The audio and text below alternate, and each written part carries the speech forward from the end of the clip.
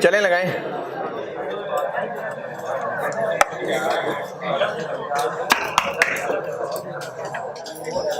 अस्सलाम वालेकुम।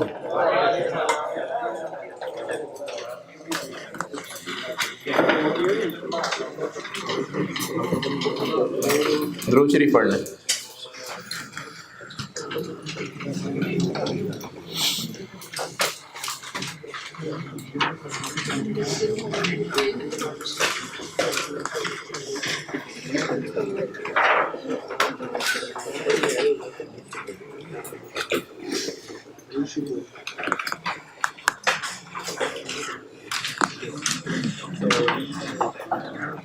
कल एक्स्ट्रा क्लास नहीं करूँगा, संडे को करूँगा एक डबल क्लास। हाँ जी, और उसमें ये करूँगा कि आप सीवीपी को ओवरलोड नहीं करूँगा। वो जो डबल एंट्रीज के नहीं, रेशोज नहीं रेशोज का डबल एंट्रीज के ना 2 चैप्टर रहते हैं, कॉस्ट फ्लो इन प्रोडक्शन और जॉब ऑर्डर कॉस्टिंग। अब कराने हैं, फड़काने नहीं, कराने हैं, करेंगे, पढ़ेंगे। टाइमिंग अभी मुझे कंफर्म नहीं की इन्होंने, लेकिन मैंने कहा सुबह का ये है। नहीं, अगर किसी की क्लास का कोई क्लैश बन गया तो यूट्यूब है ना, देख लें उसमें।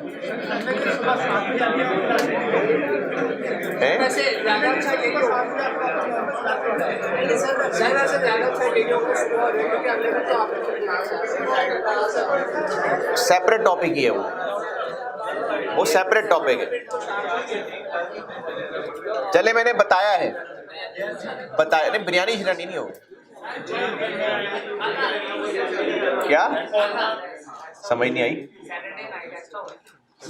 सैटरडे नाइट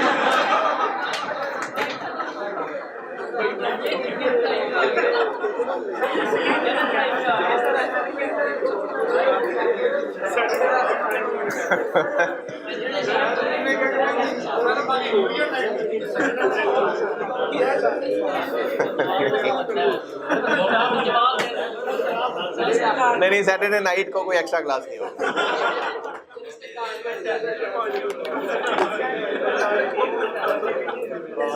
अच्छा जी, कल सवाल एक किया था, नहीं दिए वाले को छोड़े भी मैंने और बहुत सारी पूरी चीज़ें करानी है। अच्छा, वो जो ऑटम 19 दिया था ना, वो उसको बहुत हैवी है। उसमें आप एक काम ये करिए कि जो फिक्स्ड कॉस्ट का वर्ड लिखा हुआ है उसको आप डायरेक्ट मटेरियल कॉस्ट समझ लें, और जो वेरिएबल का वर्ड लिखा हुआ है उसको आप कन्वर्जन कॉस्ट समझ लें।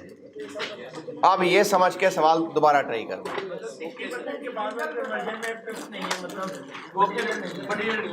हाँ, मटेरियल शुरू में ही लग गया जो लगना। आल्दो के बाद उन्होंने इंग्लिश में लिखी हुई है कि फिक्स कॉस्ट शुरू में ही इनकर हो जाती है सारी। मैंने कहा है कि ऑटम 19 का जो सवाल कल दिया था, अभी टाइम नहीं है उसको डिस्कस करने का, मैंने बाकी बहुत सारी चीज़ें पढ़ानी है। आप उसको दोबारा, और ये उन्हीं लोगों की बात कर रहा हूँ जिनको को फर्क पड़ रहा है, जिन्होंने वो कागज़ लेके साइड पे कर दिया था, उनकी बात नहीं हो रही। उस सवाल में फिक्स्ड कॉस्ट का जो वर्ड लिखा हुआ है आपको अंडरस्टैंडिंग हो जाए इसलिए कह रहा हूँ, वरना सवाल में तो फिक्स कॉस्ट ही था। मैं सिर्फ समझने के लिए कह रहा हूँ कि अगर आप उसमें फिक्स कॉस्ट का जो वर्ड लिखा है उसको आप अगर डायरेक्ट मटेरियल कॉस्ट समझ लें, और जहाँ वेरिएबल कॉस्ट का वर्ड लिखा है उसको आप कन्वर्जन कॉस्ट समझ लें, अब जब इसको प्रोसेस के एंगल से देखेंगे तो अब सेंस बनेगी। 60% कंप्लीशन, नहीं completion, at start of process, तो अब सेंस बनती है। तो जिन्होंने भी ट्राई किया था और सोल्यूशन देख के समझने की कोशिश की थी, वो अब दोबारा करिएगा, अब बेहतर सेंस बन जाएगी। जिन्होंने हैं उसने बस सिर्फ ये कहना था कि एक खर्चा है जो शुरू में होगा, इसलिए उसने उसको फिक्स किया दिया कि ये होना ही है। जैसे प्रोसेस में मटेरियल तो डलता ही है ना, वो तो अब काम आगे बढ़ेगा तो कन्वर्जन होगी, नहीं बढ़ेगा तो नहीं होगी। उस सेंस में उसने शायद फिक्स कहा उसको, क्योंकि जो आगे एक्सप्लेन किया हुआ है ना कि फिक्स कॉस्ट इनकर हो जाती है एट स्टार्ट ऑफ प्रोसेस। नहीं, वैसे तो मटेरियल फिक्स कॉस्ट नहीं है, लेकिन जिस कॉन्टेक्स्ट में कुछ कह रहे हो मैं? जिस कॉन्टेक्स्ट में ये इन्होंने बात लिखी है कि फिक्स कॉस्ट शुरू में हो जाती है, वो मटेरियल वाला ही कॉन्सेप्ट है। तो फिक्स कॉस्ट की जगह अगर आप डायरेक्ट मटेरियल समझें और वेरिएबल की जगह कन्वर्जन समझें तो फिर इसकी कोई सेंस समझ आएगी। और नहीं समझना चाहें दफ़ा करें सवाल को। खैर नहीं अगली टाइम नहीं है, नहीं वो तो ऐसे ही है।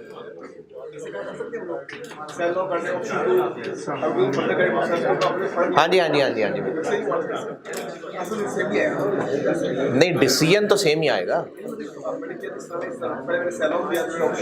नहीं फिर आप कैलकुलेशन में कोई गलती कर रहे होंगे ना, मुझे सोल्यूशन दिखाइएगा अपना। अच्छा अभी कराता हूँ सवाल जी। हाँ ठीक है 8 बजे, ठीक है डन, चले लगाए।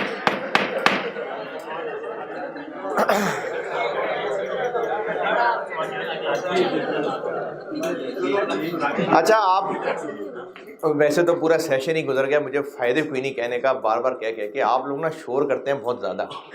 और ये मुझे ऑनलाइन वाले बच्चे भी अक्सर कह चुके हैं कि कुछ बातें आपकी मिस हो जाती हैं शोर की वजह से। तो आप को लग रहा है आप यहाँ पर कि आप शोर नहीं कर रहे, लेकिन हो रहा है शोर, और बाकी जो ऑनलाइन देख रहे होते हैं वो डिस्टर्ब हो रहे हैं इस बात से। तो जब मैं पढ़ा रहा होता हूँ, जब मैं बोल रहा होता हूँ, तब आप लोग खुसर फुसर भी करते हैं तो वो बढ़ जाती है आवाज़। मैं नहीं बोल रहा कुछ, ठीक है आप बोलें, जो भी सैटरडे नाइट का प्लान बनाने बनाए, लेकिन जब मैं बोल रहा हूँ तो फिर मेरी बात सुन लिया करें। अच्छा और कल ब्रेक इवन पढ़ाया था, मैंने शुरू कराया था, और मैंने दूसरे सेक्शन से कैमरा शिफ्ट किया आप लोगों की परफॉर्मेंस से खुश होके, और मुझे दूसरे सेक्शन वाले बच्चों ने कहा सर वो इतने बेकार सवाल कर रहे होते हैं कि यूट्यूब पे हमने लेक्चर देखे तो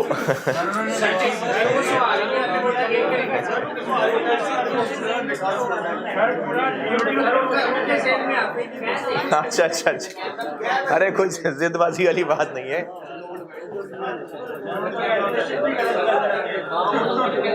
अच्छा बात मुकाबलेबाजी की नहीं कर रहा मैं, आपको सिर्फ ना एक वजह से बात बता रहा हूँ। देखें जब एग्ज़ाम शुरू हुआ हो और उस वक्त की कोई भी ज़रा सी भी डिस्टर्बेंस और आखिरी 5-7 मिनट रहते हो, उसमें ज़रा सी भी डिस्टर्बेंस में फ़र्क होता है। जब अगर एग्ज़ाम शुरू हुआ है, आप पेपर दे रहे हैं, एग्ज़ाम शुरू हुआ है और जो टेबल जिस पे है वो ख़राब है या कोई चेयर ख़राब है, आपका पेन नहीं सही चल रहा है, उस वक्त जो आपके जज्बात होंगे वो डिफरेंट होंगे। और सेशन जब एग्ज़ाम एंड हो रहा होगा उस वक्त जज्बात और होंगे। उस वक्त ज़रा सी भी कोई डिस्टर्बेंस हुई तो मरने मारने पे वो आप उतर आएंगे, फ़र्क पड़ता है ना जज्बात का। तो इसी तरह से ना जो सेशन एंड हो रहा होता है, इसमें स्टूडेंट्स टीचर समेत सबके बहुत जज्बात रूज पे पहुंचे होते हैं। अब ऐसे में जो कल जो मुझे आप पे गुस्सा भी आया, मुझे कल बच्चे ने बाहर निकल के भी ज़रा गुस्सा हो गए। असल में सुबह वाली क्लास में जब ये टॉपिक पढ़ाया था और लिटरली वहाँ मैंने बड़े आराम से सवाल कराया। अब जब आपने बार बार सवाल पूछे ना, मुझे लगा कि आप ना वो शुगल में टाइम वो ड्रैग कर रहे हैं। तो नहीं, मैं आपको बता रहा हूँ ना, तो सेशन एंड के ऊपर इस तरह से जो ड्रैग करना ना, वो फिर बड़ा सेंसिटिव हो जाता है। तो जो वाकई सवाल पूछे ज़रूर पूछा करें आप, मैं नहीं मना करता कभी, लेकिन मुझे यह लगा था शायद आप ना वो फजूल की चीज़ें ड्रैग करना शुरू हो गए, तो वो ना करें। नहीं सॉरी इसका मतलब कर रहे थे,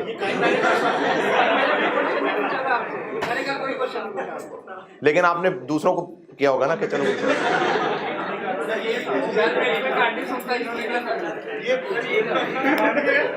अभी सवाल पढ़ लीजिए। Spring 2016 question number, break even का कॉन्सेप्ट दोबारा सुन लें। अगर एक बिजनेस ने बजट बनाया है कि इतनी सेल्स करनी है, मैंने कल वैसे सवाल करा के वो फिगर्स लेके भी बताया था, 6 लाख रुपए, 40,000 यूनिट्स, जो खुद ही अपनी तरफ से बनाया था, तो उस पर प्रॉफिट कितना आ रहा था? 0। ये मतलब है ब्रेक इवन का कि बिजनेस कितने यूनिट्स बेचे कि उसका एंड रिजल्ट प्रॉफिट 0 हो जाए। ये लिमिट जानना इसलिए ज़रूरी है कि इससे कम बिके तो लॉस होगा, ज़्यादा बेचेंगे तो प्रॉफिट्स में जाएंगे। और इसका फार्मूला जो बनाया था कल CS रेशो वाला भी और कंट्रीब्यूशन पर यूनिट वाला भी, वो उन्हीं फार्मूलों से ही डराइव करके दिया था। जिनको वो डेरिवेशन समझ आती है ठीक है, नहीं तो करना तो वैसे ही जैसे फार्मूला लिखा था। तो वो फार्मूला है ब्रेक इवन का, total fix cost divided by contribution per unit करेंगे तो आंसर यूनिट्स में आएगा, total fix cost divided by CS ratio करेंगे तो आंसर रुपीज़ में आएगा। स्प्रिंग 16 का पढ़ लीजिए, क्वेश्चन नंबर आखिरी था शायद 8। हाँ जी, हिमालयन रिवर्स पढ़ मैं करता हूँ।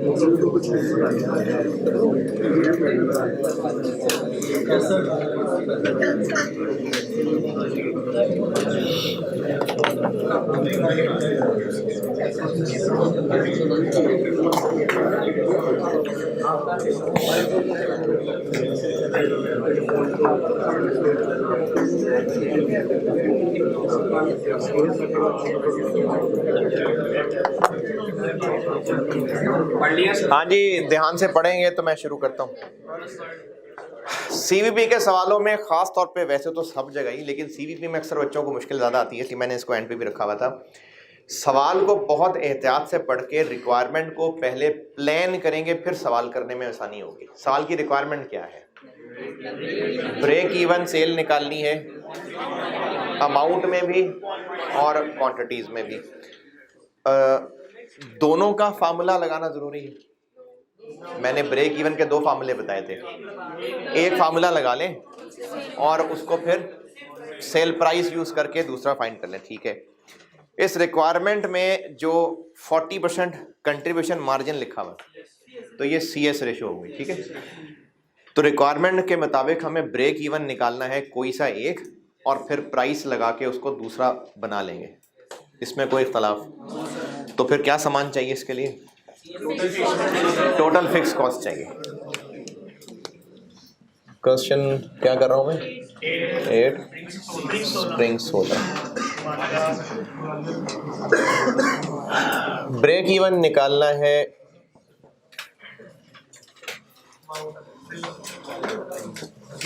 अमाउंट में भी और यूनिट्स में भी।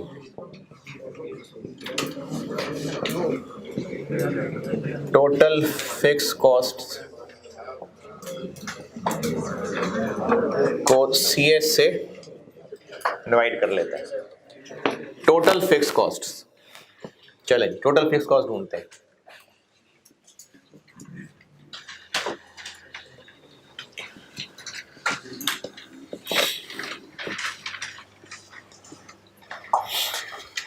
पहले पैराग्राफ में कोई फिक्स कॉस्ट नहीं, टेबल में fix cost, material labour fixed है, प्रोडक्शन ओवरहेड्स दिए हुए हैं, इनमें कुछ फिक्स्ड होंगे, और फॉलोइंग प्रोडक्शन ओवरहेड्स के बारे में फॉलोइंग बताया हुआ है। इसमें पॉइंट नंबर 1 से लेके 5 तक प्रोडक्शन ओवरहेड्स की बात की है। पॉइंट नंबर 5 में क्या लिखा हुआ? किसमें से? All remaining. रिमेनिंग किसमें से? जो ऊपर 10 मिलियन दिया हुआ है उसमें से पॉइंट 1 से लेके 4 तक के अलावा जो है वो वेरिएबल है। इसका मतलब ये हुआ कि ये जो पॉइंट 1 से 4 तक लिखे हैं बस यही फिक्स्ड होंगे तो होंगे, इसके अलावा कोई फिक्स नहीं है। क्योंकि जब वो कह रहा है कि ऑल रिमेनिंग आर वेरिएबल, तो बस जो भी है इसके अलावा वेरिएबल है, तो इसलिए फिक्स ये वही है जो पहले 4 में जो भी लिखे हैं। और ये मैं फिक्स बात कर रहा हूं,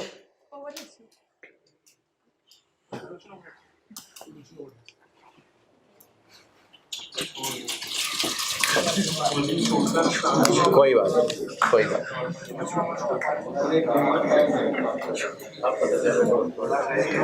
क्या क्या है जी? रेंट कितना है?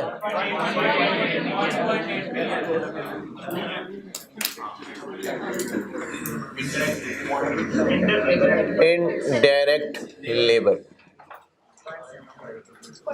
इनडायरेक्ट लेबर के बारे में कहा है कि जो डायरेक्ट लेबर है उसमें से 30% इनडायरेक्ट है। 30% का 50% नहीं कह रहा, मैं कह रहा हूं जो डायरेक्ट लेबर है उसका 30% इनडायरेक्ट है।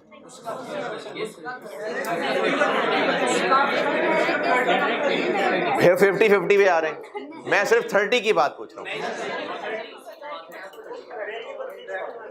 नहीं, डायरेक्ट लेबर में 30% इनडायरेक्ट छुपा हुआ है।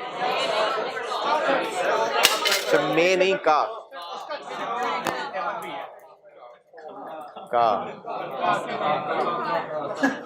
डायरेक्ट लेबर के 30% जितनी अमाउंट आएगी उतनी अमाउंट इनडायरेक्ट लेबर की भी होगी, लेकिन उसमें से फिक्स्ड कितना है? तो क्या है डायरेक्ट?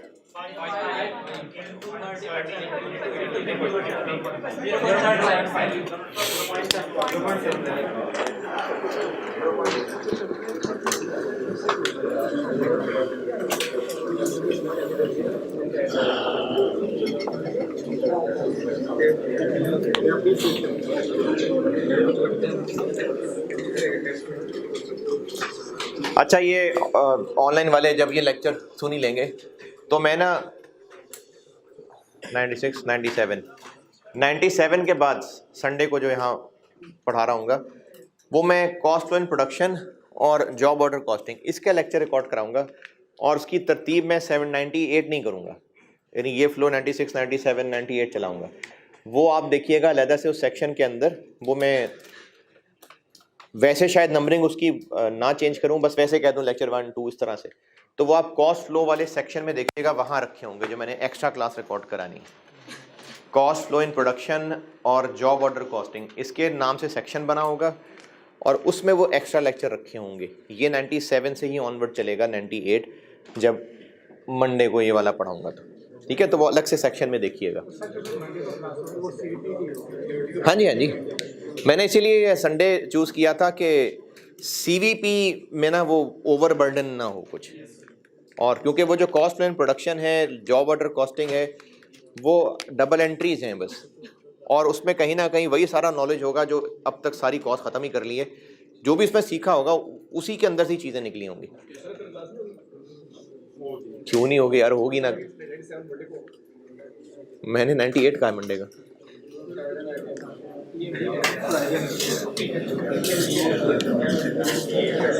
और फिक्स क्या है?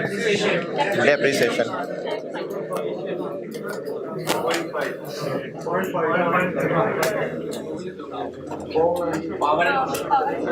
पावर एंड फ्यूल में से 3 मिलियन का 20%।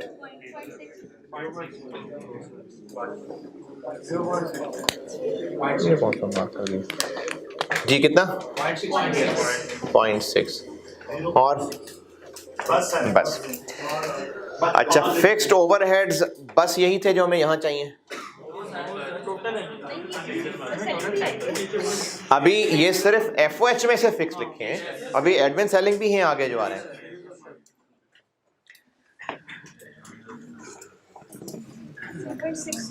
इसका टोटल वैसे कर दें, एक मसलियत के तहत ही करवा रहा हूँ, 3.65। कोई ख़ास ज़रूरत नहीं थी, लेकिन अभी एक वर्किंग में काम आ जाएगा इसलिए करवा दिया। 0.5 तक हो गया ये। 0.5 तक अंग्रेज़ी पढ़ने में कोई किसी को इख्तलाफ एतराज़ है तो बताएं।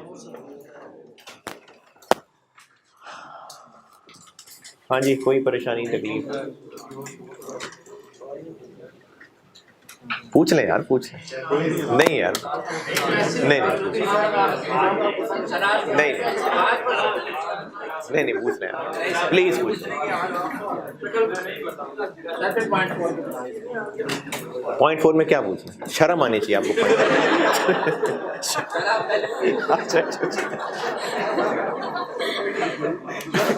नहीं, अच्छा बताना क्या पूछना। अच्छा, पॉइंट नंबर 1, 2, 3। अब आगे सेल से रिलेटेड चीजें आ गई। पॉइंट नंबर 1, 2 लोग रखने पड़ेंगे, उनको सैलरी देनी होगी 25,000 ईच।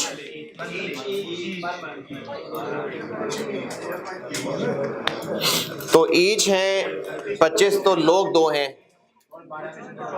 50,000 हो गया, और महीने होते हैं साल में 12।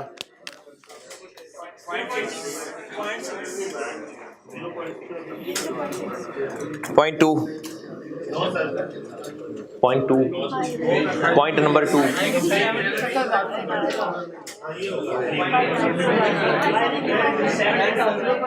वैन है जो किराए पे लेनी पड़ेगी और उसका 70,000 पर मंथ किराया होगा, इनटू 12.84।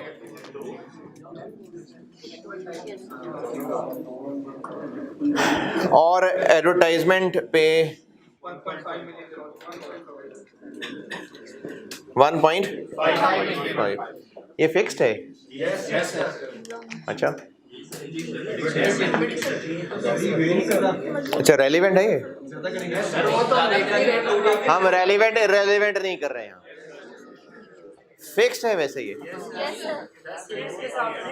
हाँ जी, अगर किसी भी खर्चे पे ना आपको फिक्स्ड पे शक बनता है तो आप ये भी सोच लिया करें कि फिर क्या वेरिएबल है, तो ये कोई वेरिएबल चीज़ है, फिक्स्ड है।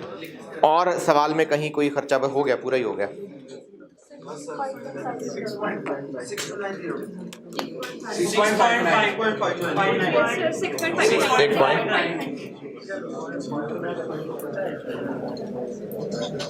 6.59। आसान है क्वेश्चन, यहाँ तक आसान।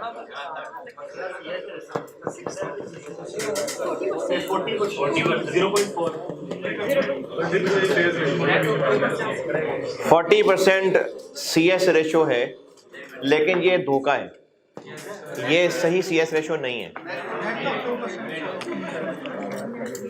जब CS रेशो की बात है, कंट्रीब्यूशन टू सेल्स रेशो या GP मार्जिन, जैसे GP ओवर सेल्स होता है, तो सेल्स का मतलब सेल्स है, या कुछ 2-4 एक्सपेंस माइनस करके जो आंसर आए वो नहीं, सेल। जबकि ये जो रिक्वायरमेंट में लिखा हुआ है ये कहा हुआ है 40% ऑफ सेल्स। कौन सी sales? Net of 2% commission.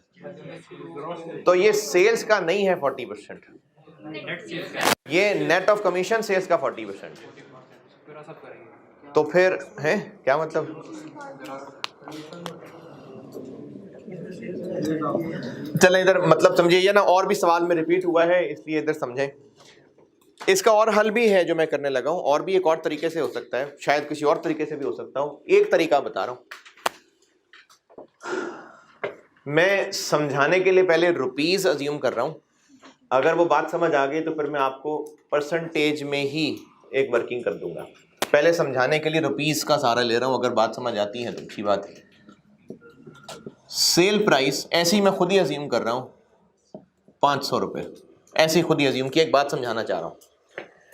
Commission कितनी देनी है? 2%। कितनी बनी? 10 रुपये। 490। अब ये जो इस वक्त आंसर आया है ये कंट्रीब्यूशन आ गई। तो कंट्रीब्यूशन तक पहुंचना है तो क्या करें? ये भी तो वेरिएबल ही है।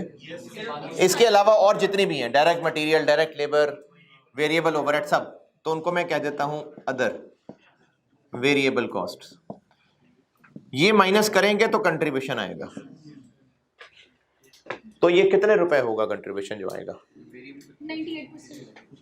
नहीं, कितने रुपए होगा पूछ रहा हूँ। कैसे निकालें ये रुपए? खर्चा नहीं पता। 490 का 40% के 500 का 40%? अंग्रेजी पढ़े ना। 490 का 40%, 40% of sales net of 2% commission. तो इसका 40%, तो इसका 40% लगाइए तो क्या बनता है? 196। लेकिन सही CS रेशियो होती दिस डिवाइडेड बाय दिस या दिस डिवाइडेड बाय 500। तो ये 40% उसने धोखा दिया था। हम असली वाली CS देख लेते हैं। असली वाली CS क्या होगी? 196 डिवाइडेड बाय 500, 39. ये है सही CS रेशियो। जो उसने 40% बताई है ये सही CS रेशियो नहीं है। ये उसने वैसी बस एक नेट चीज की परसेंटेज बता दी। हमने उस डाटा को यूज किया और जो असली वाली CS रेशियो खालिस देसी की वाली बनती है वो निकाली। 39.2% है सही CS रेशियो। अच्छा, अगर आपको लगता है कि 500 की जगह कुछ और अज्यूम करते, कुछ और कर लें, तब भी यही होगा, क्योंकि निकाला तो ये परसेंटेज से ही लिंक है। तो सही CS रेशियो 40% नहीं है, 39.2% है।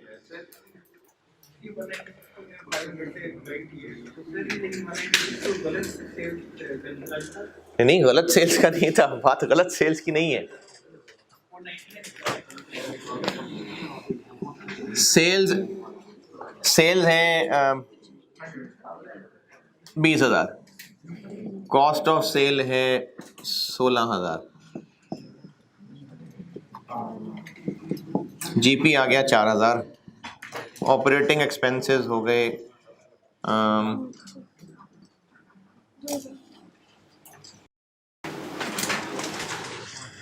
2500। चले, नेट प्रॉफिट हो गया 1500।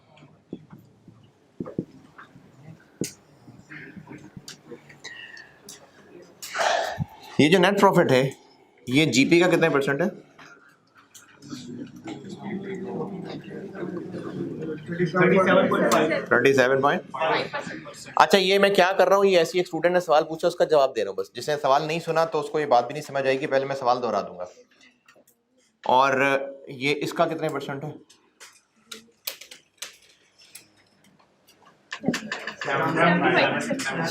75।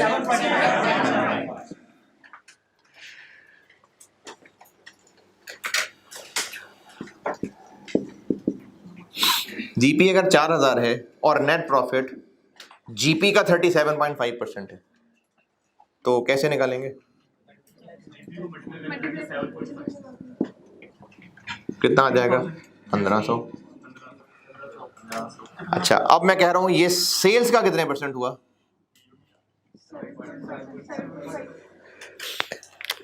नेट प्रॉफिट सेल्स का 7.5% है। ये नेट प्रॉफिट निकाला मैंने कैसे, क्योंकि मुझे किसी ने कहा था कि जीपी की अमाउंट जो भी है उसका 37.5% नेट प्रॉफिट है। तो मैंने इससे पहले नेट प्रॉफिट निकाला, इस पहेली को सॉल्व किया, फिर उस नेट प्रॉफिट को सेल से लिंक किया तो वो 7.5% आ गया। तो क्या ये गलत है नेट प्रॉफिट सेल्स का 7.5%? तो मैंने तो 37.5% निकाला, फिर जो आंसर निकाला मैंने तो उसको सेल से लिंक किया। नहीं, मैंने तो पता नहीं किस अमाउंट का 37.5 लगा दिया था। बात यह है कि एक पूरे डेटा में आपस में कुछ रिलेशनशिप है, इसमें से ये माइनस करेंगे तो ये आएगा, इसमें से ये माइनस करेंगे तो ये आएगा। इसी फिगर को इसकी परसेंटेज बोलेंगे तो कोई और नंबर, कोई और परसेंटेज आएगी। इसी को कॉस्ट ऑफ सेल की परसेंटेज बनाएंगे तो कोई और परसेंटेज आएगी। इसी को सेल की परसेंटेज बनाएंगे तो कोई और परसेंटेज आएगी। है तो सारा डाटा कनेक्टेड। तो अगर मैंने इस जीपी की परसेंटेज लगा के नेट प्रॉफिट निकाला और उस प्रॉफिट से सेल की परसेंटेज देख रहा हूं तो कोई गलत काम तो नहीं हो रहा। ये एक डाटा है, इसी का 2% इसमें से माइनस हुआ, जो आंसर आया उसी में से कुछ माइनस हुआ तो कंट्रीब्यूशन आ गई। अब अगर इस कंट्रीब्यूशन को इसकी परसेंटेज देखें तो 40% आ रही है, इस कंट्रीब्यूशन को इसकी परसेंटेज देखें तो 39.2% आ रही है। एक डाटा है जिसका मुख्तलिफ हमने रेशोज निकाली नहीं है। तो इससे सवाल में जो कहा है जी इसका 40% है, तो को गलत थोड़ी कहा हुआ है, सही कहा हुआ है। इनमें कहा है कि ये इसका 40% है, तो गलत तो नहीं कहा, सही कहा हुआ है। जैसे जीपी कॉस्ट ऑफ सेल का इतने परसेंट है, सेल्स का इतने परसेंट है, तो अगर कॉस्ट ऑफ सेल की कोई परसेंटेज कहिए तो गलत कही है क्या? एक रिलेशनशिप है डाटा, उसमें एक फिगर किसी की भी कोई भी परसेंटेज चेक की जा सकती। हमने सिर्फ इस डाटा से इतना किया कि ये सेल्स का कितने परसेंट है, वो थी सही सीएस रेशियो, वो ढूंढनी थी मैंने। तो मैंने इस डाटा को पूरा किया और फिर जो असली सीएस रेशियो चाहिए थी मैंने वो निकाली। अच्छा, अब ये सही सीएस रेशियो मैं कैसे निकाल सका? जब मैंने इसको नेट बनाया, फिर उस नेट पे 40 लगाया, फिर जो आंसर आया उसको मैंने सेल्स पे डिवाइड किया। और ये क्यों किया? क्योंकि हमें सही सीएस रेशियो चाहिए। तो मैंने तो 500 रुपये अज्यूम किए थे, अगर इसको 500 अज्यूम ना करें, आप 100 ही रख लें इसको, तो ये 2 है, ये 98 है, और 98 का 40 लगाएं तो ये लें, आगे 39। सर वो ऐसे तो रखना, उधर 98 पे पड़ा होता तो उसको 100 पे देगा। मैंने कहा था ना और भी तरीके हैं, मैंने एक तरीका ये सामने कर दिया। देखें, सेल्स को 100 रख लिया, तो उसका आंसर जब सेल ही पे 2% लगाया तो ये आया, इसका आंसर नेट आया, इसका 40% लिया तो ये आया। ये सेल्स का कितने परसेंट है? 39.2%। तो सही सीएस रेशियो 39.2 है, 40 नहीं है। इसका डिफरेंस लीजिएगा, इसका उसका डिफरेंस 58.8। अच्छा, इस 58.8, ये जो अदर वेरिएबल कॉस्ट है, ये 58.8 क्या चीज बन रही है? ये क्या रिलेशन बना? ये जो अदर वेरिएबल कॉस्ट हैं, ये सेल्स का 58.8%, सेल्स का 58.8%। ये बात सही है? 40 क्यों नहीं सही था? क्योंकि 40 तब होता सही अगर वो कंट्रीब्यूशन ऑफ सेल्स होता बस, लेकिन उसने किया है वो नेट ऑफ कमीशन सेल्स का। हमें असली वाली सेल्स की परसेंटेज देखनी है, वो सीएस रेशियो है। तो उसके लिए हमें ये डाटा इस तरह का बना के फैला के फिर कैलकुलेट करना पड़ा। 39.2। तो ये तो 500 रुपये समझाने के लिए थे, ये है असल में।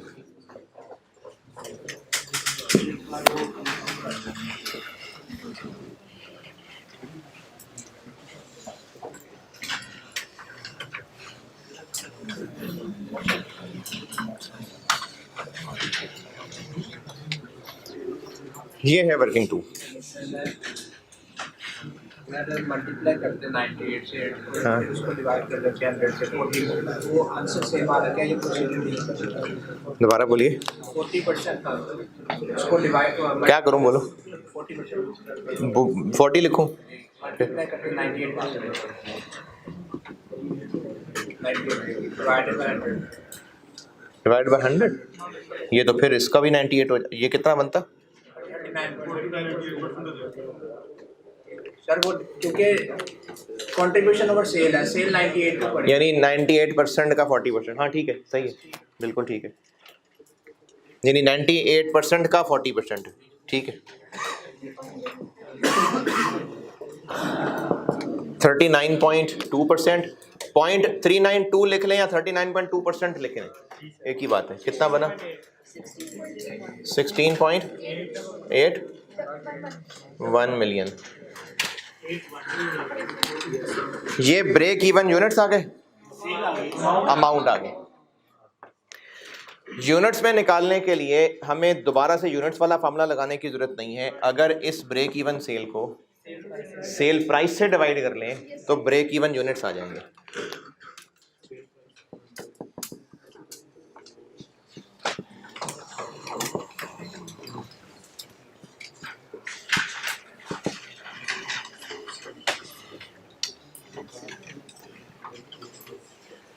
अगर इस ब्रेक इवन सेल की अमाउंट को सेल प्राइस से डिवाइड कर लें तो भी यूनिट्स निकल आएंगे।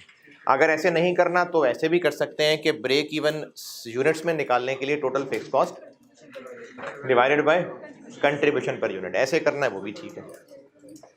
ब्रेक इवन सेल तो ये आ गई। सेल प्राइस क्या है?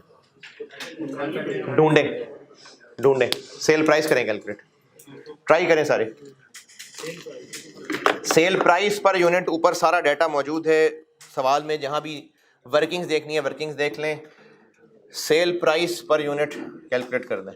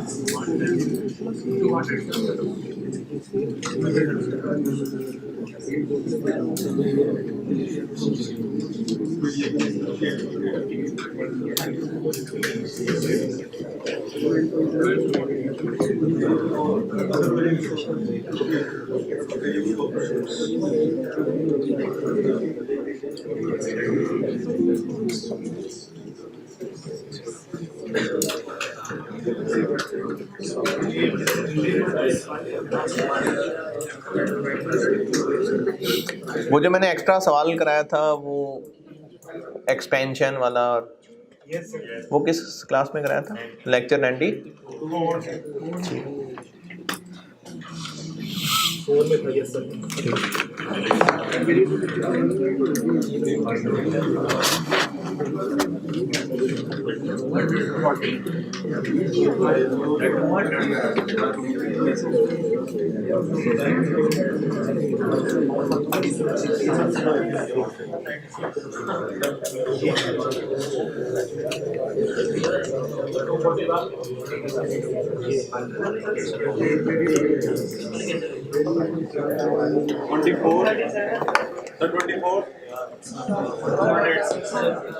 200।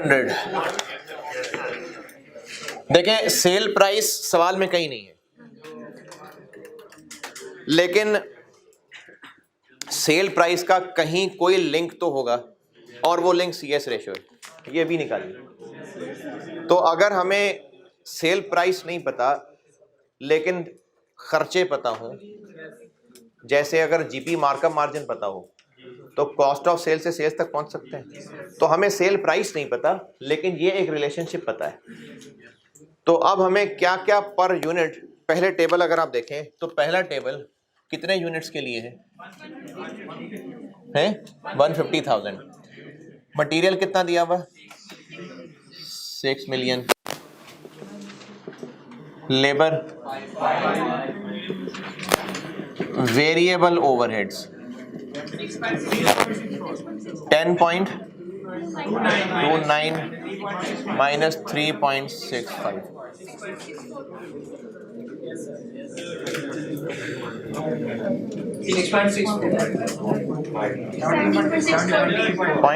.64।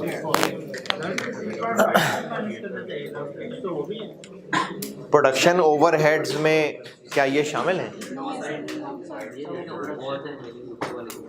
0.5 में लिखा हुआ है ऑल दी रिमेनिंग। किन में से रिमेनिंग? ऊपर 10.629 में से। ये टोटल 1.5 लाख यूनिट्स की वेरिएबल कॉस्ट लिखी है। अगर पर यूनिट निकालनी हो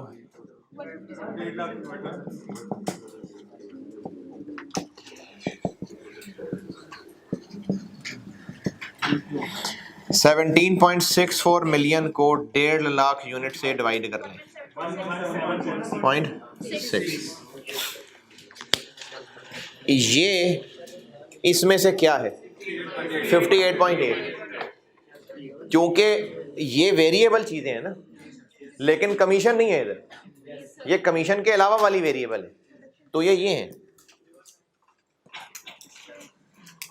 इस रिलेशनशिप में से ये 117 रुपए, इनमें से क्या है 58.8% है।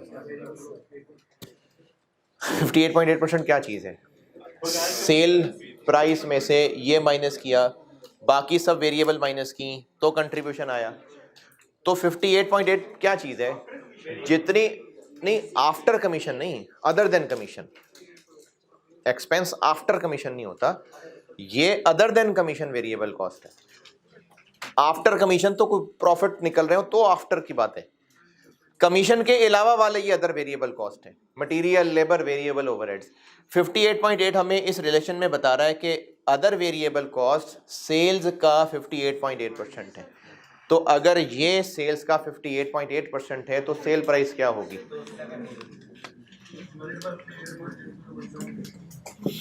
तो इस 117 को 58.8 से ग्रॉस अप कर लें 200।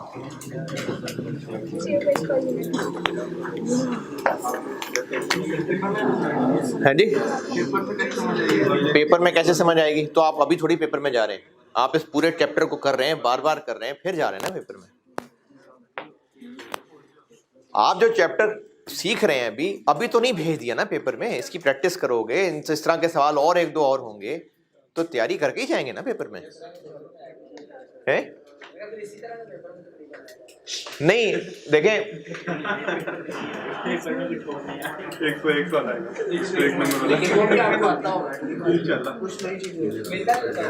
देखें अगर तो वही मिलते जुलते सवाल 100 याद कर लें, उन्हीं में से एक आएगा, तो फिर ये सीए ना बीए होता ना।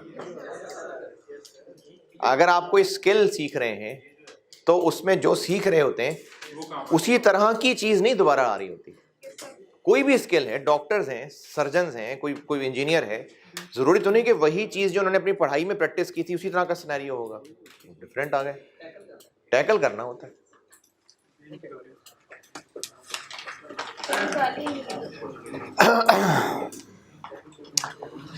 अच्छा, ये किया क्या है?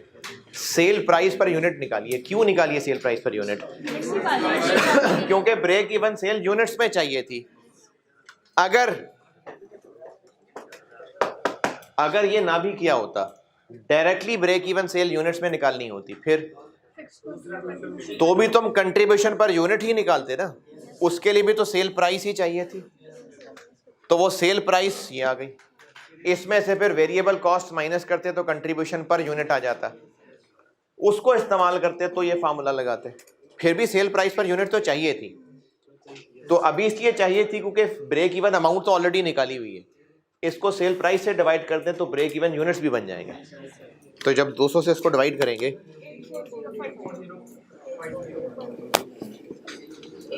84050 यूनिट्स 3।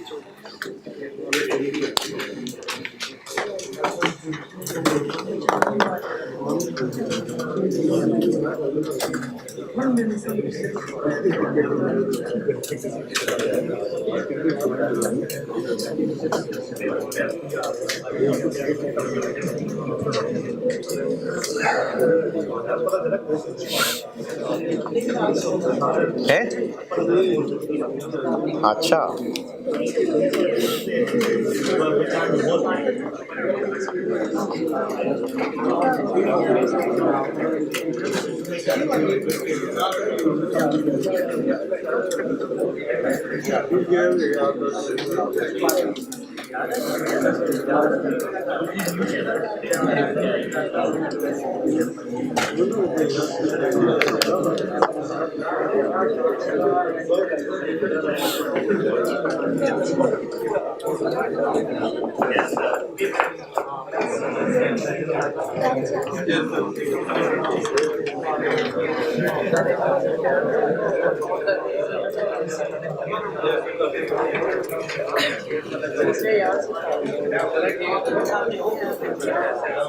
अच्छा, जब मैं एक चीज समझा चुका होता हूं तो जहां जहां मौका मिला करे नोट करते रहा करें ना। तो आराम से बैठेंगे, जब सर खत्म कर देंगे फिर मैं पेन उठाऊंगा, फिर लिखना शुरू करूंगा, साथ साथ मौका मिला करे नोट कर लिया करें। चलें कर लें, जितना नहीं मिटाया।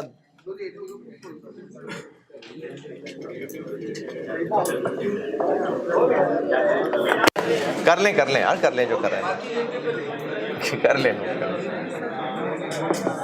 ठीक है, जाना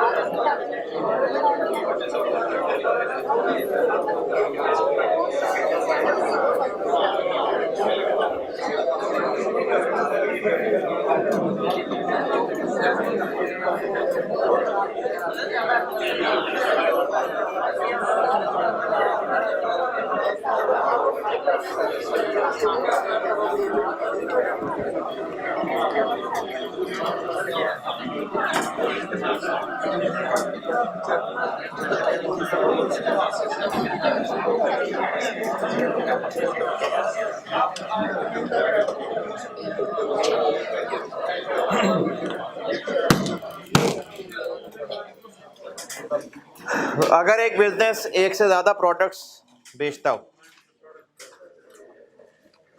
तो फिर हर प्रोडक्ट की टीम भी अलग अलग हो सकती है और उनको हर प्रोडक्ट के रिस्पेक्टिवली फिर ब्रेक इवन यूनिट्स भी पता होने चाहिए। लेकिन हैं तो ये एक ही बिजनेस के और फिक्स्ड कॉस्ट, बेशक इनकी फैक्ट्रीज में अलग अलग फिक्स कॉस्ट हों लेकिन हेड ऑफिस तो एक ही होगा। तो बिजनेस के अगर एक से ज़्यादा प्रोडक्ट्स हैं तो कमा के तो उन्होंने बिजनेस को प्रॉफिट देना है और बिजनेस के कॉमन फिक्स्ड खर्चे उन्होंने ही पूरे करने हैं।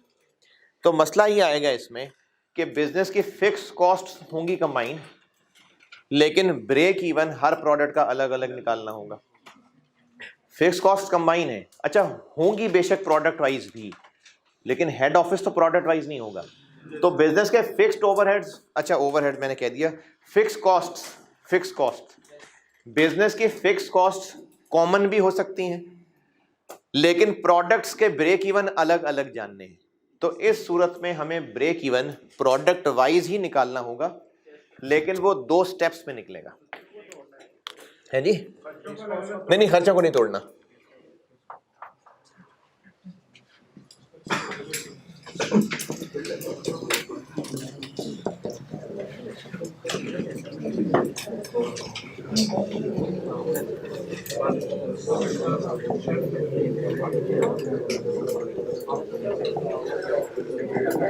दो स्टेप्स करने पड़ेंगे।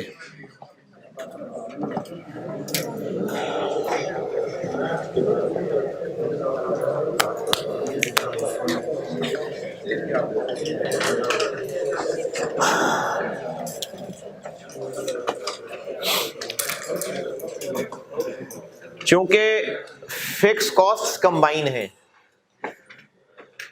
तो ब्रेक इवन भी पहले तो कंबाइंड ही निकलेगा। मिसाल के तौर पे अगर हैं और एक का ब्रेक इवन अभी कैलकुलेट नहीं किया, वैसे कह रहा हूँ अगर कैलकुलेट होता, एक का आ रहा होता 30,000, एक का आ रहा होता 10,000, तो हम पहले स्टेप में जो भी फार्मूला लगाएंगे उससे 40,000 निकलेगा। फिर स्टेप 2 में उसको 10 तो 30 में तोड़ेंगे। कंबाइंड इसलिए निकलेगा क्योंकि फिक्स कॉस्ट कंबाइन है, तो हमें निकालना पहले कंबाइन पड़ेगा, उसके बाद फिर उसको प्रोडक्ट वाइज तोड़ना पड़ेगा। बिजनेस हमने जो कल सीवीपी में सारा वो प्रॉफिट और सेल्स लिखे थे, वो प्रॉफिट किसका था? पूरे बिजनेस का प्रॉफिट था। तो खर्चे बिजनेस के, फिक्स कॉस्ट पूरे बिजनेस की। पहले क्या? पहले पूरे बिजनेस की फिक्स कॉस्ट कवर करेंगे, मतलब ब्रेक इवन निकाला। ब्रेक इवन निकालने फिर का मतलब यही है ना, फिक्स कॉस्ट कवर होगा। हाँ, फिर उसके बाद उसको तोड़ेंगे प्रोडक्ट वाइज। जी। अगर हम हर प्रोडक्ट की अलग फीस कॉस्ट निकालें, लेकिन बिजनेस की हेड ऑफिस की फिक्स कॉस्ट किसकी है? वो तो पूरे बिजनेस की है, वो इकट्ठे। तो इसलिए कंबाइंड ब्रेक इवन ही निकलेगा पहले, उसके बाद फिर वो प्रोडक्ट वाइज टूटेगा।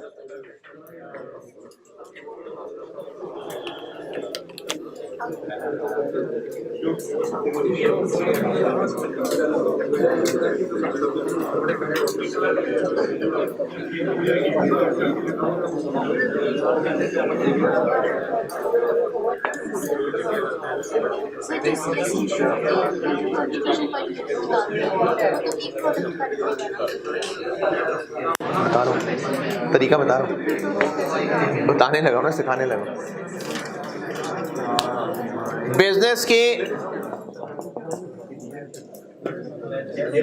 बिजनेस की पहले टोटल फिक्स कॉस्ट लेके कंबाइंड ब्रेक इवन सेल निकलेगी। ये अभी ए और बी के अलग अलग नहीं होगी, ये भी दोनों का टोटल होगा, और इसके लिए ब्रेक इवन का फार्मूला लगेगा। अच्छा, अगर फार्मूला यूनिट्स वाला लगाना हुआ, अगर यूनिट्स वाला फार्मूला लगाना हुआ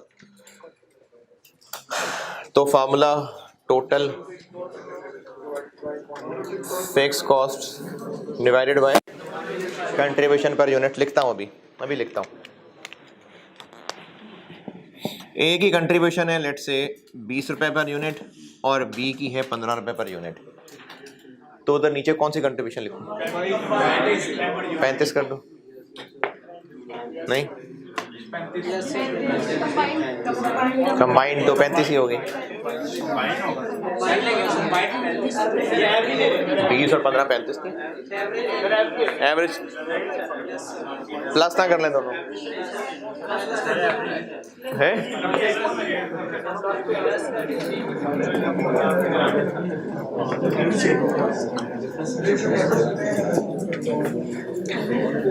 हाँ जी। अच्छा, पहले मैं आपको फार्मूला बताता हूँ कि क्या करना है। एक बार सवाल करके सामने फिगर्स आ जाएंगी ना, फिर मैं नॉलेज के लिए डिराइव भी कर दूंगा कि ऐसा क्यों किया था। बगैर वैल्यूज के डिराइव मुश्किल हो जाएगा, तो पहले मैं आपको बताता हूँ करना क्या है। सवाल की वैल्यूज सामने आ जाएंगी, फिर नॉलेज के लिए बताता हूँ कि क्यों किया है। डिवाइड होगा इनके वेटेड एवरेज से। Weighted average contribution per unit. Weighted average का फार्मूला क्या होता है? Summation WX over summation W। बिल्कुल ठीक है, सही है। तो फिर इसका मतलब है कि इस 20 और 15 के लिए कोई वेट्स भी होने चाहिए। वो जो वेट्स होंगे वो होगी रेशो। ये मैं आपको अंग्रेजी लिख के देता हूं।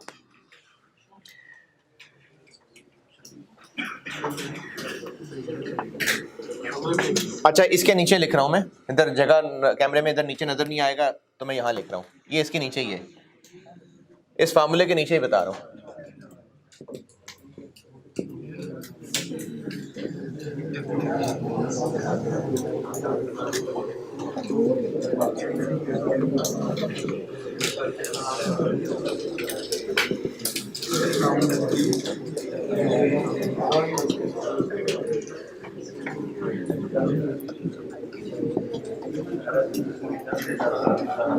काफी है।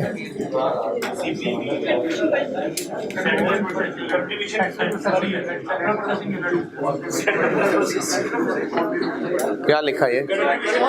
कंट्रीब्यूशन पर यूनिट ना।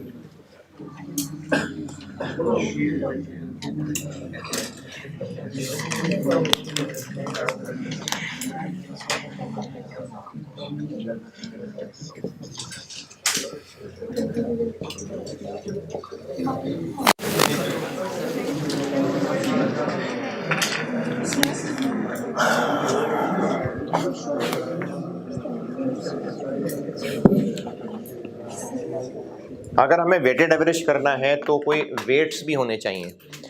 तो जो वेट्स होंगे वो होगी रेशो। किस चीज़ की रेशो? यूनिट्स सेल, यानी क्वांटिटीज जितनी बेचने हैं। ये मैनेजमेंट ने फैसला करना है। जैसे अभी मैंने 20 और 15 लिखा था, मैनेजमेंट ने फैसला करना है लेट्स से कि हम जब भी कभी बेचेंगे A और B, वो हमेशा 1 और 4 की रेशो में बेचेंगे। तो ये 1 और 4 की रेशो ये मैनेजमेंट ने तय करनी है। और स्टूडेंट्स के लिए किसने तय करनी है? एग्जामिनर ने। तो आपको ये रेशो एग्जाम में बताएगा कि दोनों प्रोडक्ट्स, दोनों तीनों जितने भी प्रोडक्ट्स हैं, उनकी आपस की रेशो क्या रखी जाएगी। ये रेशो कोई ना कोई यकीनन एग्रीड होगी। उस रेशो को, अच्छा किसकी रेशो? यूनिट्स की। यूनिट्स, इनकी रेशो को इस्तेमाल किया जाएगा एज वेट।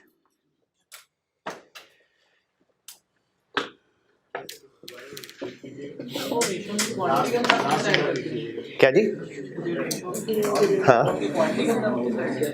हाँ जी, हाँ जी। नहीं, यूजेज नहीं।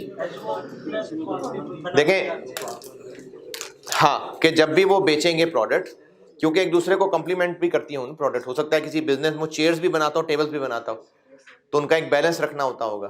तो ये मैनेजमेंट ने फैसला करना है कि जो प्रोडक्ट बनाने हैं वो हमेशा किस रेशो में बनाने हैं। तो वो जो रेशो तय करनी होगी वो मैनेजमेंट ने तय करनी है, आपके लिए एग्जामिनर ने तय करनी है। होगी वो यूनिट्स की रेशो, क्वांटिटीज की। क्या जी? हम ब्रेक इवन सेल निकाल रहे हैं ना, पर यूनिट हम ब्रेक इवन सेल निकाल रहे हैं, तो सेल की बात हो रही है।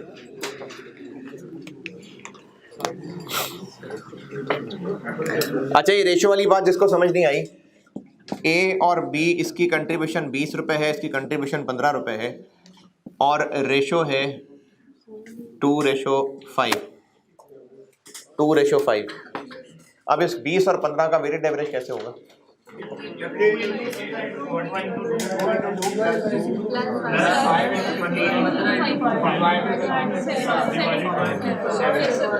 ये कहा ठीक है, ये मतलब है वेटेड एवरेज। जो यूनिट्स की रेशो है वो वेट है, x और w, summation wx over summation w, weighted average summation w over summation wx।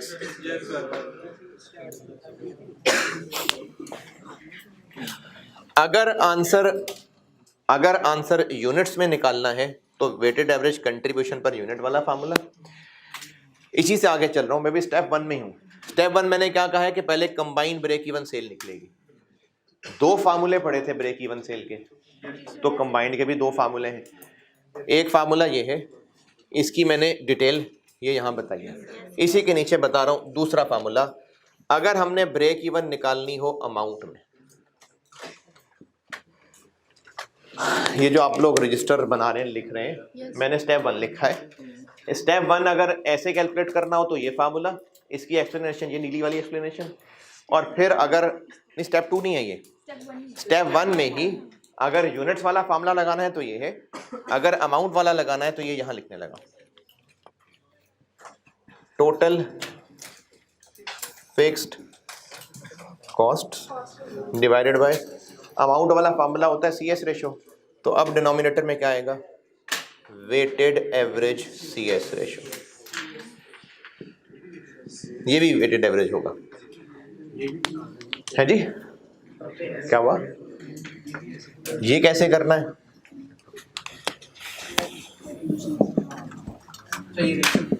नहीं,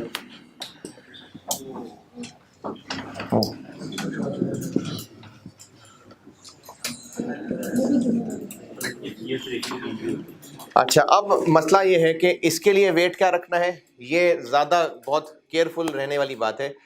यूनिट्स वाला फार्मूला लग रहा है तो यूनिट्स वाली रेशो है, अमाउंट वाला फार्मूला लग रहा है तो रेशो भी फिर अमाउंट के हिसाब से मैनेजमेंट ने तय की होगी। मैनेजमेंट ने ये तय किया होगा कि जितना भी हम रेवेन्यू कमाएंगे, वो रेवेन्यू अमाउंट टोटल की बात कर रहा हूँ, वो लेट से 1:2 में होगा। तो अब ये रेशो यूनिट्स की नहीं है, ये रेवेन्यू की है। तो अगर अमाउंट वाला फार्मूला लगाना होगा तो वेटेड एवरेज CS रेशो में वेट्स भी फिर अमाउंट वाले ही होंगे। ये लिख लिया था, पक्की बात है। अब इसी के नीचे ये अंग्रेजी लिख रहा हूं, तो आप तो दोबारा ही लिखेंगे।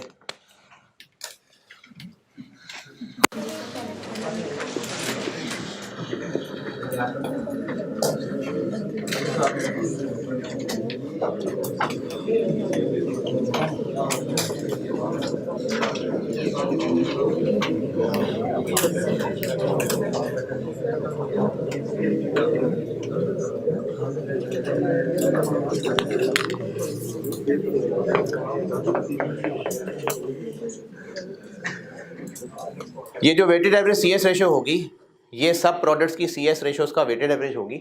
और अब वेट क्या लिया होगा? सेल्स रेवेन्यू का जो रेशो होगा, और ये भी आपको सवाल में गिवन होगी। इस फार्मूले के लिए ये एक्सप्लेनेशन है।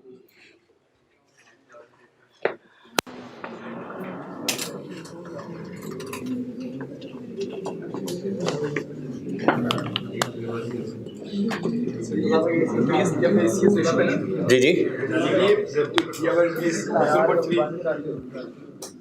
CS रेशो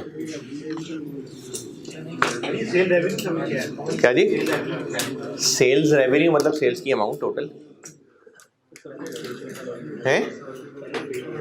पहले मैंने यूनिट्स लिखे थे, अब अमाउंट बताइए। यूनिट्स और अमाउंट में फर्क है।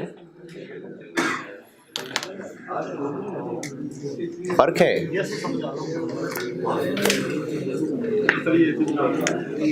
चला ले यार, चलो आ गया ना, चला लो।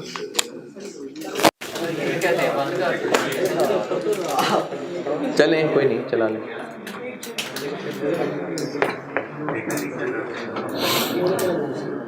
स्वेटर भी पहना है, जैकेट भी पहनी है।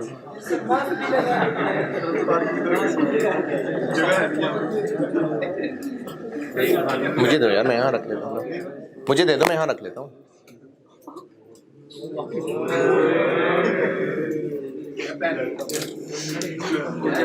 शर्म भी नहीं आई ना? लाओ लाओ, इस्त्री भी करके ला दूँ, बताओ।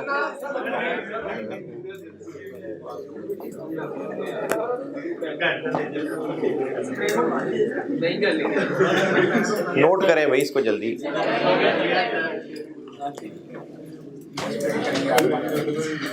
अच्छा, अब जो भी इसका आंसर निकलेगा वो कंबाइन निकला हुआ है। प्रोडक्ट वाइज कैसे निकालें?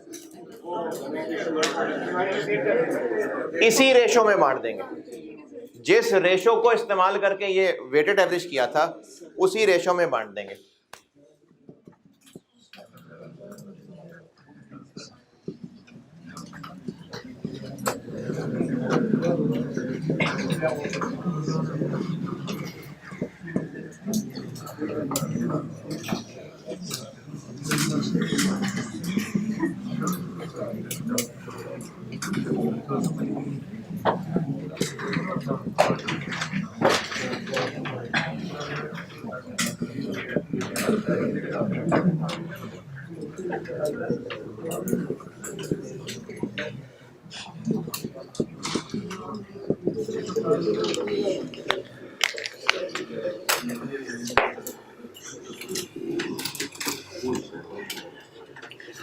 अब हम product wise break even sale find करेंगे by apportioning combined break even sale in the same ratio as used in step 1।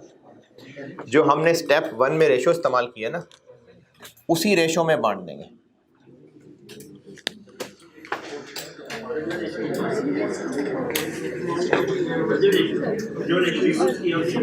जी जी, ये जो वेटेड एवरेज करने के लिए रेशो यूज की थी उसी रेशो में अब इस आंसर को बांट देंगे तो प्रोडक्ट वाइज बन जाएगा। किसको किसको अलग अलग कर दें? किसको बांट दें? वो रेशो फिक्स कॉस्ट के लिए है ही नहीं, फिक्स्ड ओवरहेड्स के लिए नहीं है वो रेशो।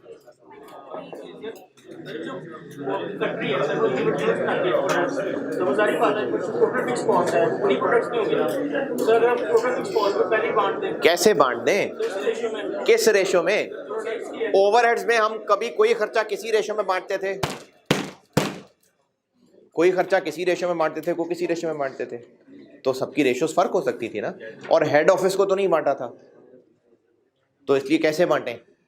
अगर हमने कंबाइन में निकाली फिर जब हम उसको बांट रहे हैं फिर भी उसका मतलब यही है ना कि हम उसको हम बांट फिक्स्ड को तो नहीं रहे हैं ना। बांट तो रही है। अरे बांटना तो था किसी को, लेकिन फिक्स्ड कॉस्ट को नहीं बांट रहे, यूनिट्स को या सेल्स रेवेन्यू को बांट रहे हैं, फिक्स्ड कॉस्ट को नहीं बांट रहे। ये नोटेड? चले सवाल लिखें, सामने वैल्यूज आती है ना, फिर मैं ये फार्मूला भी डिराइव कर देता हूँ। सवाल लिखिए, कर लें जो नोट कर रहे हैं कर लें।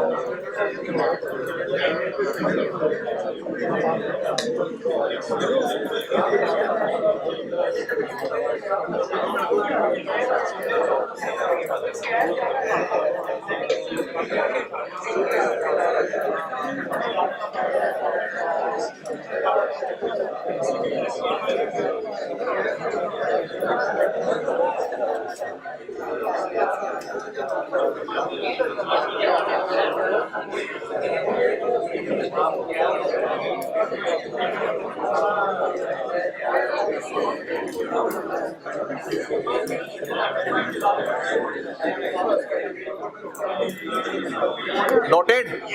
चले सवाल लिखें।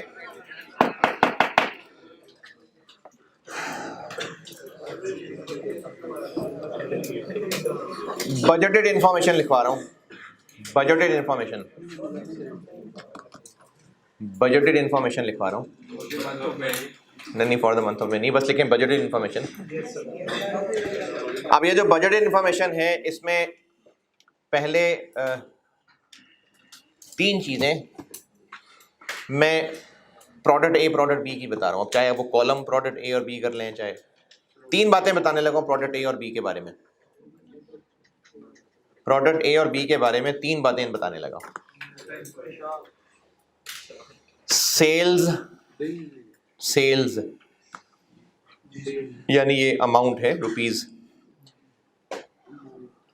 18 लाख यानी 1.8 million.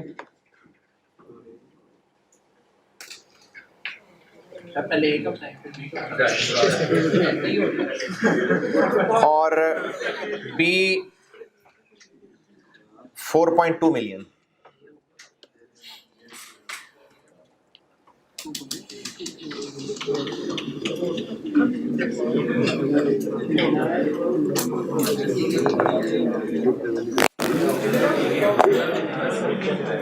Sale price per unit, sale price per unit, sale price per unit 30 और 50।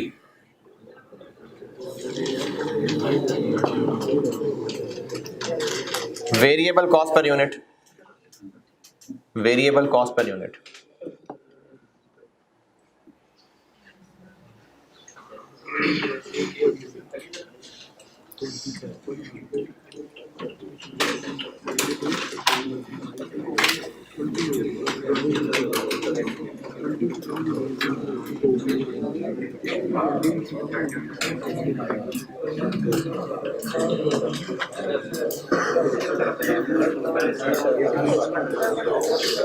वेरिएबल कॉस्ट पर यूनिट है क्या बताइए? अच्छा 18 और 40।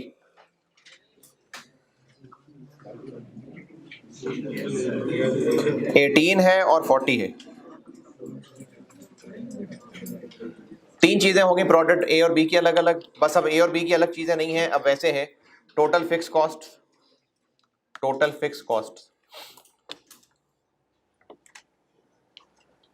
टोटल फिक्स कॉस्ट है 420,000, 4,20,000 रुपए।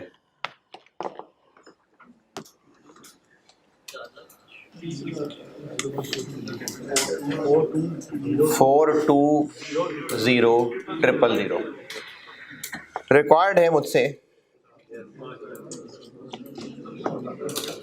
ब्रेक इवन सेल अमाउंट में भी और यूनिट्स में भी। Break even sale product wise break even sale, product wise break even sale amount में भी और यूनिट्स में भी।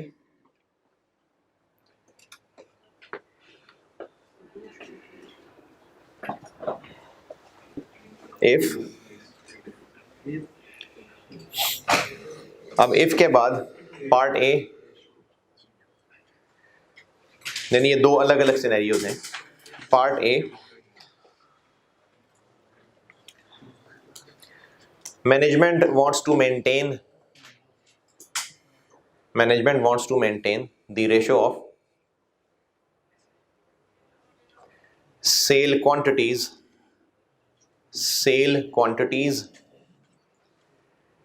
same as budgeted, sale quantities same as budgeted, और सिनेरियो बी सेम जुमला रिपीट कर लें, सेल क्वांटिटीज़ की जगह सेल रेवेन्यू कर दें। सेम बात रिपीट कर लें, management wants to maintain the ratio of sales revenue same as budgeted।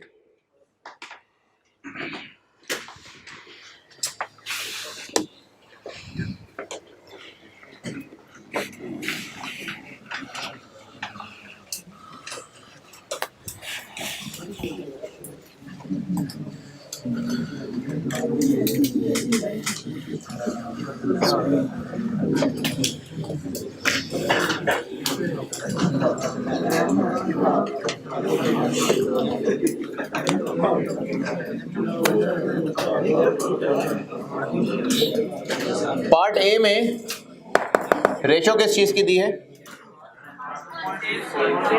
Cell quantities की। अगर रेशो सेल्स क्वांटिटीज की है तो बेशक सवाल की रिक्वायरमेंट, ये मैं आपको नोट लिखवा भी दूंगा, मतलब लिखेंगे आप उर्दू में ही, लेकिन बताऊंगा अलग से नोट कह के। अगर रेशो क्वांटिटीज की दी है तो ब्रेक इवन सेल रिक्वायर्ड चाहे अमाउंट की हो चाहे यूनिट्स की हो, फार्मूला ब्रेक इवन यूनिट्स वाला ही लगेगा, क्योंकि रेशो यूनिट्स की दी है।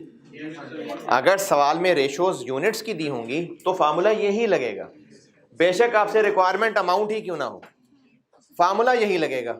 इसी तरह अगर रेशो सेल्स रेवेन्यू की दी है तो फार्मूला ये वाला लगेगा, बेशक रिक्वायरमेंट में ब्रेक इवन यूनिट्स ही क्यों ना पूछे हो, फार्मूला कंबाइन का यही लगेगा। तो पार्ट ए में रेशियोज किसकी रखनी है? यूनिट्स की। तो फिर बजटेड सेल के यूनिट्स भी तो पता हो ना, कितने जी?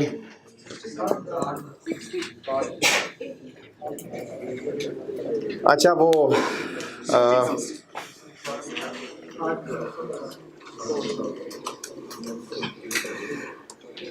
नहीं, वो मैंने ना वो सवाल बोलते बोलते एक डाटा चेंज किया था।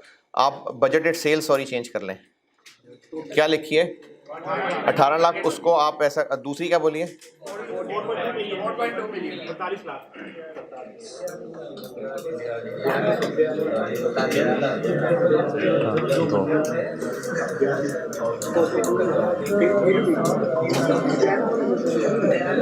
ठीक है, आप इस 42 लाख को 9 मिलियन कर लें, 9 मिलियन कर लें, 9 मिलियन, यानी ए 18 लाख और 90 लाख। ठीक,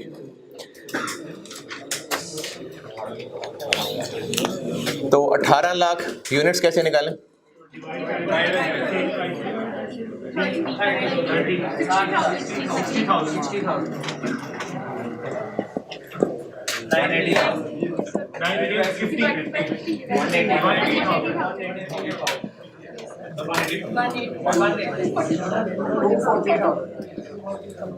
ये रेशो मैनेजमेंट ने कहा है मेंटेन रखनी है। अच्छा, अब अगर आपसे इसमें रेशो नहीं बनी जा रही, रेशो क्या बन रही है वैसे?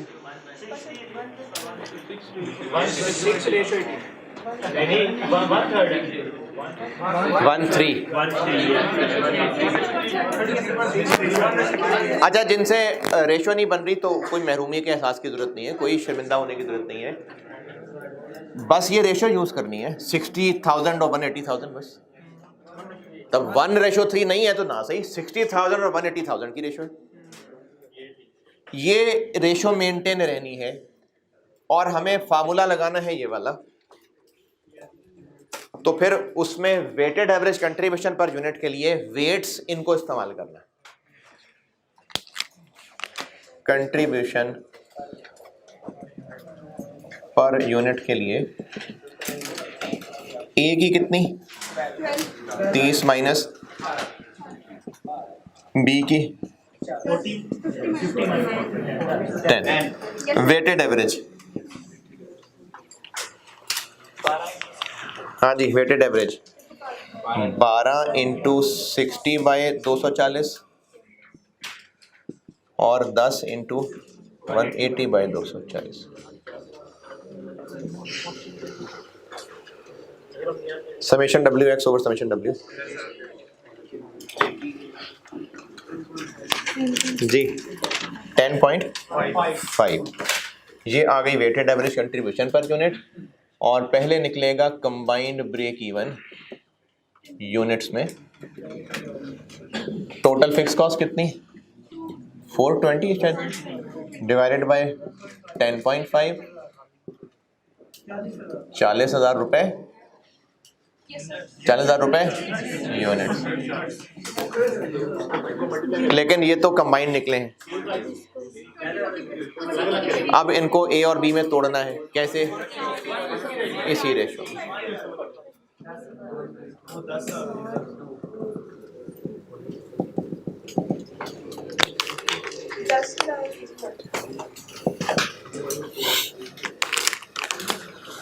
हाँ जी 40,000 को इसी में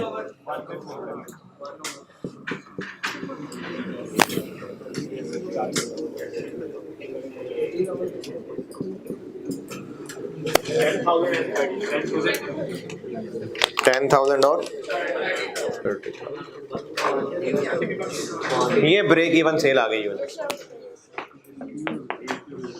और चूंकि सवाल में पूछा है कि ब्रेक इवन सेल अमाउंट में भी बतानी है, तो इनसे अमाउंट कैसे बनाएं? इनको प्राइस से कर दें मल्टीप्लाई 30 और 50, तो ब्रेक इवन बन जाएगा अमाउंट में 3 लाख और 15। ये ब्रेक इवन सेल होगी प्रोडक्ट वाइज। पहले कंबाइंड ब्रेक इवन निकलेगा, उसके लिए फार्मूला यूनिट्स वाला। ये weighted average contribution per unit के लिए पहले तो इनके कंट्रीब्यूशन पर यूनिट निकलेंगे, फिर इनका ये x है ये w है, summation w x over summation w से वेटेड एवरेज होगा। समेशन w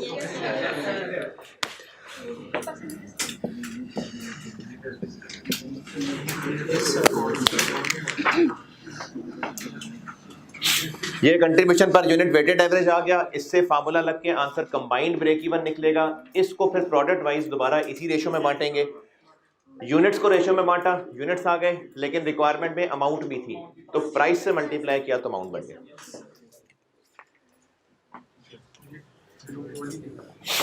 है जी, करें करें करें।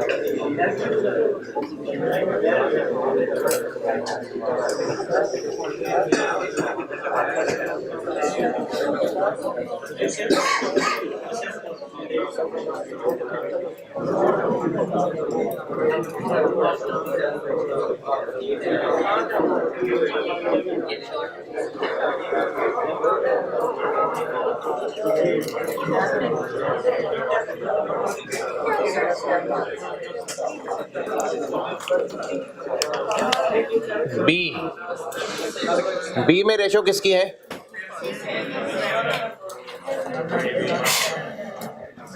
कितनी?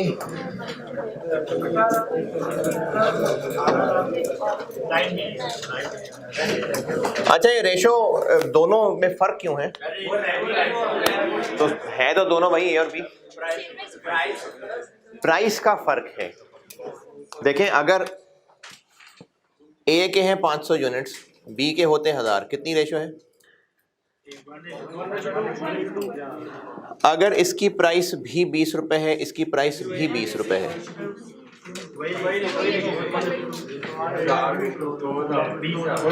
क्यों रही वो रेशो कायम? क्योंकि प्राइस सेम। लेकिन अगर प्राइस चेंज हो जाएगी तो अब वो रेशो इनकी नहीं रह जाएगी, क्योंकि इसकी भी रेशो की मिलावट आ गई।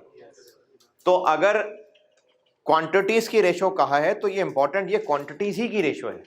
और अगर अमाउंट की रेशो कहा है तो पर अमाउंट की रेशो है। क्वांटिटी की रेशो और अमाउंट की रेशो दो डिफरेंट रेशोज हैं, क्योंकि प्राइसेस का भी फर्क होता है। तो पार्ट बी में क्या रेशो कही है? रेवेन्यू की। तो हम वो रेवेन्यू ही वाली रेशो लगा सकते हैं, तो उसमें फिर यूनिट्स पे नहीं लग सकती वो रेशो। ये रेशो बन रही है जिनसे 1:5 हो रहा है, ठीक है, नहीं हो रहा तो 18 और 90 की रेशो है।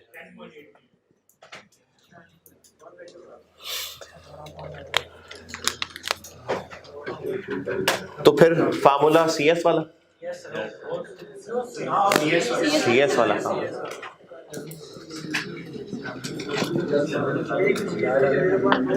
ए की CS रेशो कितनी? 18 नहीं 12/30, 0.4 भी ठीक है, 40% भी ठीक है। 10 CS रेशो 0.2। वेटेड एवरेज करना है इसका। हाँ जी, 0.4 इंटू 18/10.8 प्लस 0.2 इंटू 9 है जी। सॉरी मादरत। क्या जी? CS ratio contribution over sales ratio. तो 12 रुपए कंट्रीब्यूशन ओवर, मतलब उसके नीचे सेल्स, 10 रुपए कंट्रीब्यूशन ओवर 50, ये CS रेशो निकला ही। और इन दो चीजों का ये वेट है, वेटेड एवरेज किया है कितना? 0.2। अच्छा, ये ना 3 के साथ आगे बहुत सारे चले जा रहे हैं। वैसे तो आप बेशक इतने से ही सवाल कर दें, लेकिन मैंने असल में एक चीज टैली करानी है, बस इसलिए मैंने बहुत सारे 3 लगा दिए। कंबाइंड ब्रेक इवन कौन सा निकलेगा? अमाउंट वाला। 4,20,000 डिवाइडेड बाय 0.2, बहुत सारे 3, इसका आंसर आ जाएगा 18 लाख।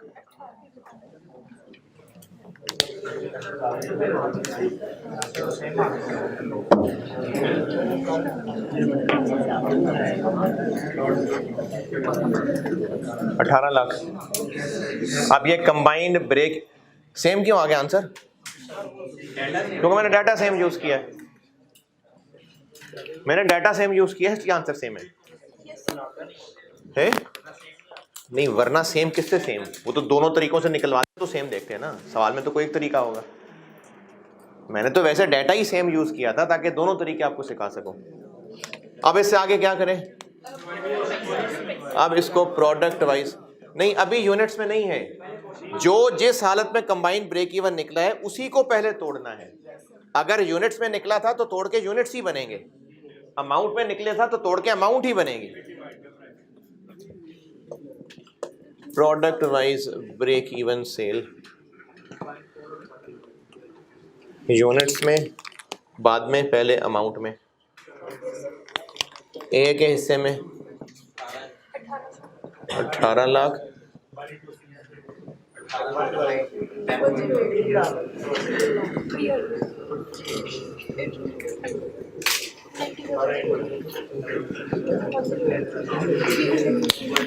हाँ जी, 3 लाख और 15 लाख।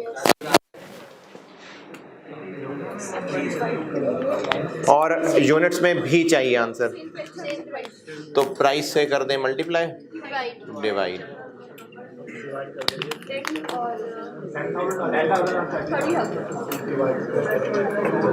10,000 हो। अच्छा, ये सेम आंसर आ गया, ये मैंने डाटा सेम यूज किया था, क्या पेपर में भी सेम आएगा? नहीं भाई, पेपर में सेम क्या, कौन से दोनों तरीकों से निकलवाया होगा, किसी एक तरीके से निकलवाया होगा ना।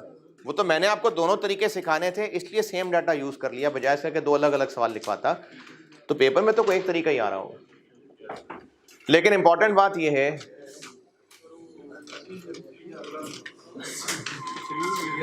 ये नॉक किसने किया है? नॉक किसने किया? बुलाएं इसको।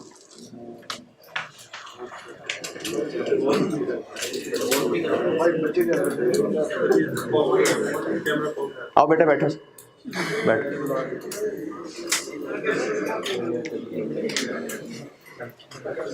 ब्रेक इवन सेल अमाउंट में और यूनिट्स में डन।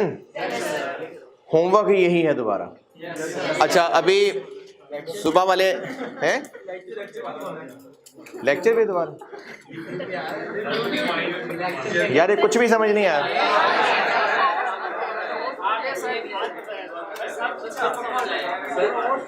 चले, वो सवाल की एक कमी रह गई थी, वो पूरी हो गई। इसका कंक्लूजन सुबह करा पाया था, लेकिन ठीक है, पहुंच गए, काफी पहुंच गए। यही सवाल आपका होमवर्क है, इसका कंक्लूजन मैं आपको फिर कल बताता हूँ। लेकिन ये सवाल होमवर्क है, आप यही सवाल दोबारा कर रहे हैं।